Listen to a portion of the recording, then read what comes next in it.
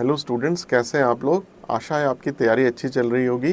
तो आज cloze test की सीरीज़ में हम लोग करते हैं 2 प्रीवियस ईयर क्लोज टेस्ट। पहला क्लोज टेस्ट हम करेंगे जो एसएससी सीएचएसएल में मार्च 2023 यानी लास्ट ईयर 2023 में मार्च में पूछा गया है, और दूसरा हम करेंगे जो एसएससी सीपीओ जनवरी 2024 में पूछा गया, यानी इसी साल जनवरी में 2024 में पूछा गया है।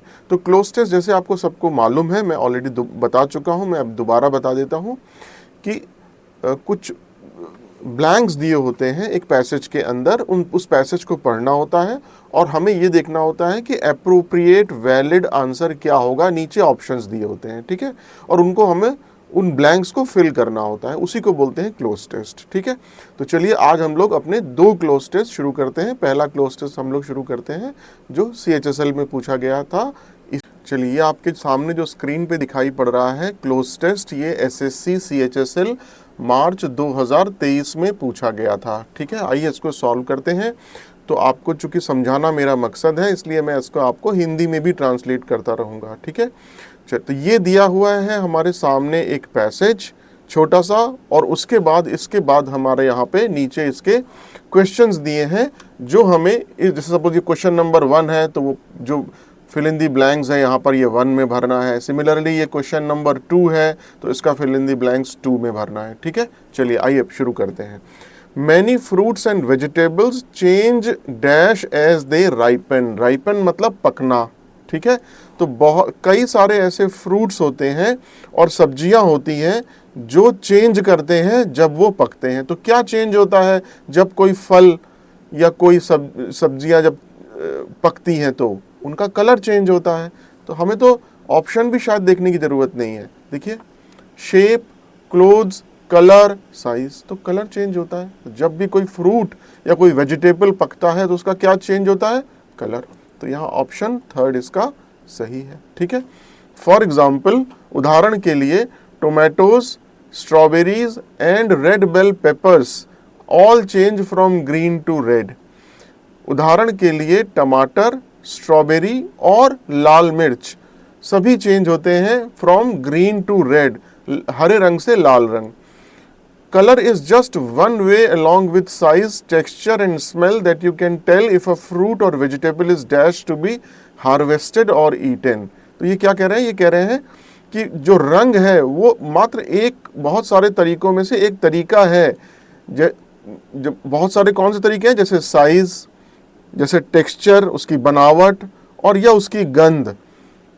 That you can tell if a fruit or vegetable is dashed to be harvested or eaten, जिससे आप ये बता सकते हैं कि जो फल या सब्जी है वो हार्वेस्ट मतलब कटना, जैसे फसल हार्वेस्ट होती है ना, मतलब फसल पक के तैयार हो जाती है। तो फल या सब्जी कटने के लिए या खाने के लिए तैयार है कि नहीं, उसमें कलर जो है वो एक रास्ता है, उसके साइज, उसकी बनावट या उसकी गंध के अलावा, ठीक है। Is what? रेडी। यहाँ रेडी आना चाहिए, ठीक है। अभी मैंने ऑप्शन नहीं देखा, लेकिन ये लाइन पढ़ते ही समझ में आ गया कि फल या सब्जी पकने के लिए या खाने के लिए तैयार है। ये कैसे मालूम पड़ता है? इसके थ्रू। तैयार मतलब रेडी। देखिए, फर्स्ट क्वेश्चन नंबर 2 का 4th ऑप्शन है रेडी, ठीक है। चलिए, उसके बाद है imagine a factory that dash strawberries into plastic containers to be dash to grocery stores across the country. कल्पना करिए एक ऐसी फैक्ट्री की that dash strawberries into plastic container, जो स्ट्रॉबेरीज को प्लास्टिक कंटेनर में क्या करती होगी? पैक करती होगी, ऑफ कोर्स। प्लास्टिक कंटेनर में क्या किया जाता है? पैक किया जाता है। तो क्वेश्चन नंबर 3 का आंसर क्या हो गया? पैक, ठीक है। मतलब ये इतना आसान है कि ये अपने मतलब इंग्लिश की लाइन को पढ़ते हुए अपने माइंड ही खुद अपने आप ही कह रहा है कि हाँ तो ये होना चाहिए। मतलब ऑप्शन मुझे देखने की जरूरत नहीं पड़ रही। यही प्रैक्टिस जब आपको हो जाएगी इंग्लिश रीडिंग से तो आप भी कर लेंगे, ठीक है। तो कल्पना करिए एक ऐसी फैक्ट्री की जो स्ट्रॉबेरीज को प्लास्टिक कंटेनर में पैक करता हो, to be dash to grocery stores across the country. जो किराना स्टोर हैं पूरे देश भर में फैले हुए, उनको क्या करने के लिए, जब आप स्ट्रॉबेरी को प्लास्टिक कंटेनर में पैक कर लेंगे तो ग्रोसरी स्टोर जो किराना स्टोर है कंट्री में, उनको वहां भेजने के लिए या वहां कुरियर करने के लिए। तो देख लेते हैं वहां क्या ऑप्शन है 4 में। क्वेश्चन नंबर 4 में क्या ऑप्शन है? Shipped of. शिप्ड ऑफ मतलब किसी चीज को भेजना एक जगह से दूसरी जगह, कोरियर करना। ठीक है, तो कल्पना करिए एक ऐसी फैक्ट्री की जो प्लास्टिक कंटेनर्स में स्ट्रॉबेरी को पैक करते हो और उनको शिप्ड ऑफ करते हो या कोरियर करते हो, किसमें? जो देश भर में फैले हुए किराना स्टोर हैं। It might be useful to have a machine that automatically dash any green strawberries that were picked before they were ripe. तो ये कह रहे हैं कि ये एक उपयोगी हो सकता है क्या, कि टू हैव अ मशीन, एक ऐसी मशीन रखना उपयोगी हो सकता है that automatically dash any green strawberries that were picked, जो किसी भी ग्रीन स्ट्रॉबेरी को, हरी स्ट्रॉबेरी को जिसको कि पिक किया गया है, तोड़ा गया है, बिफोर दे राइप, उसके पकने के पहले ही किसी हरी स्ट्रॉबेरी को तोड़ा गया है, अगर ऐसी मशीन हो जो क्या कर दे? 5th, जो रिजेक्ट कर दे। ठीक है ना, मतलब हमें तो केवल लाल स्ट्रॉबेरी ही चाहिए ना, जो पकी हुई हो। तो ये कह रहे हैं कि इट माइट बी यूजफुल, ये उपयोगी हो सकता है ऐसी मशीन रखना जो किसी हरी स्ट्रॉबेरी को अस्वीकार कर दे, रिजेक्ट कर दे। तो यहां क्या आएगा? रिजेक्ट कर दे। That were picked before they ripe, यानी कि ऐसी स्ट्रॉबेरी जिनको तोड़ लिया गया लेकिन जो हरी थी, लाल नहीं, मतलब पकी नहीं थी, उनको वो ऐसी मशीन रिजेक्ट कर दे। ठीक है, और you might want a machine on the farm, और आप खेत में एक ऐसी मशीन चाहते हैं that automatically recognises strawberries by colour and only picks the red ones to begin with. आप खेत में, या फिर आप खेत में एक ऐसी मशीन चाहते हैं जो कि ऑटोमेटिकली पहचान ले, ऑटोमेटिकली रिकॉग्नाइज कर ले स्ट्रॉबेरीज को बाय कलर, यानी कि उनके रंग से, एंड ओनली पिक्स, और केवल उन्हीं को चुने जो रेड वंस हों, मतलब उनको तोड़े ही नहीं। ठीक है, और जो मशीन हो वो ऑटोमेटिकली पहचान ले ऐसी स्ट्रॉबेरी को उनके कलर से, और केवल उन्हीं को ही पिक करे, कोई केवल उन्हीं को ही तोड़े जिनको, जो रेड हो। ठीक है, तो फर्स्ट का आंसर हो गया, फर्स्ट का आंसर था क्या हमारा? कलर, यहां पर कलर। सेकंड का आंसर है रेडी, थर्ड का आंसर है पैक, फोर्थ का आंसर है शिप्ड ऑफ, और फिफ्थ का आंसर है रिजेक्ट। तो ये केवल हमने किस बल पे बनाया? एक रीडिंग पे। तो आपकी रीडिंग जितनी अच्छी होगी उतनी ज़्यादा अच्छे तरीके से आप, और एसएससी तो स्पेशली क्लोज टेस्ट और कॉम्प्रिहेंशन बहुत ज़्यादा इजी पूछता है। ठीक है, तो इसमें मेरे ख्याल से सारे ही जो वर्ड्स हैं वो इजी हैं।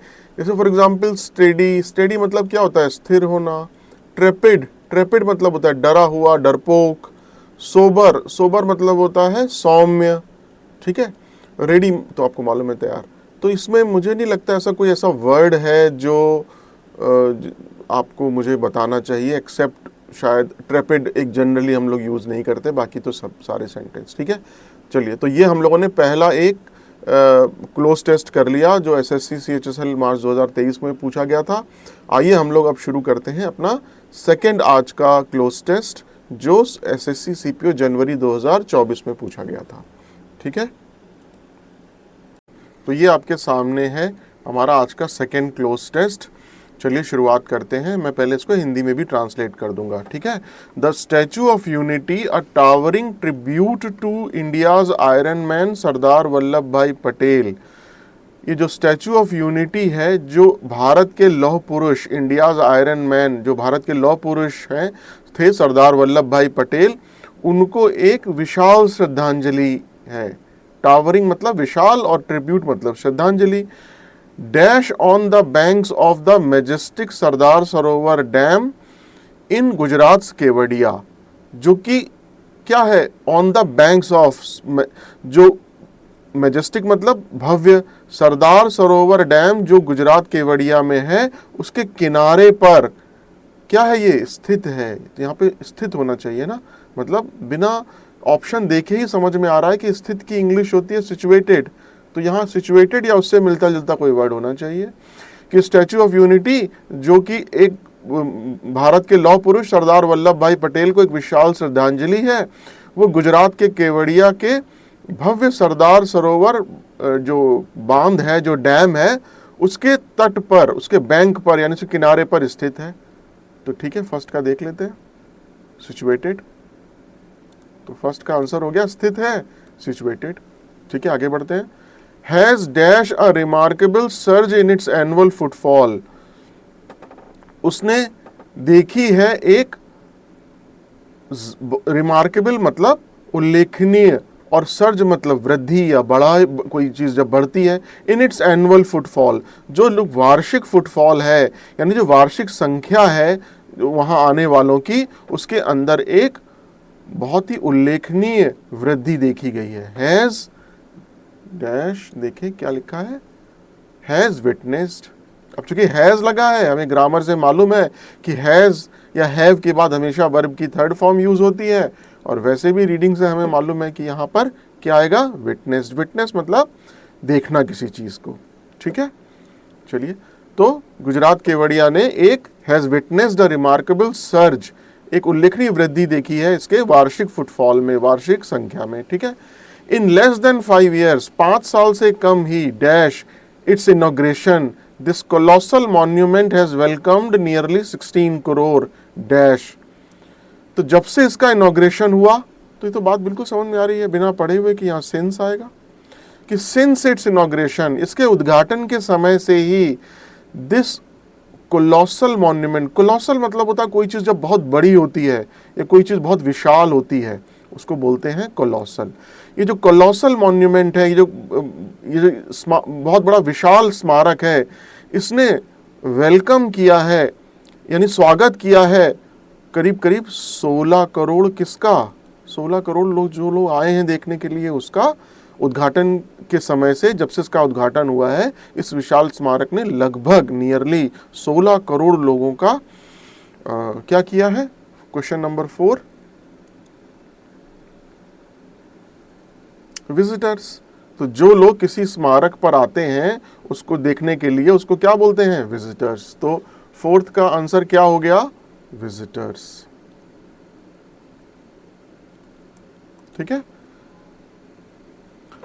इन the first 2 months after the monument's inauguration in 2018, तो 2018 में जब स्मारक का उद्घाटन हुआ, उसके 2 महीने के अंदर ही, इन द फर्स्ट 2 months, उसके पहले 2 महीने के अंदर ही, the world's dash statue witnessed a whopping 4,53,020 visitors, followed by over 2.7 crore visitors in 2019। तो इसके उद्घाटन के, मॉन्यूमेंट के उद्घाटन के जो 2018 में हुआ था, उसके पहले 2 महीने में ही वर्ल्ड्स डैश स्टैचू, तो जो ये स्टैचू ऑफ यूनिटी है, ये क्या है, सबसे बड़ी स्टैचू है, वर्ल्ड्स टॉलेस्ट स्टैचू। तो यहाँ टॉलेस्ट आना चाहिए, मैं बिना देखे ही यहाँ ये